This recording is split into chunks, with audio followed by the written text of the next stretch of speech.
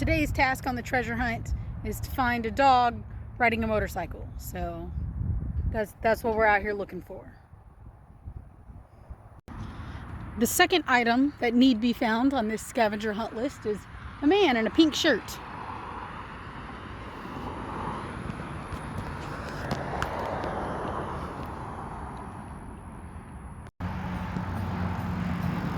I found him! Wow, it's a 2 for 1. Look at how well this scavenger hunt has gone.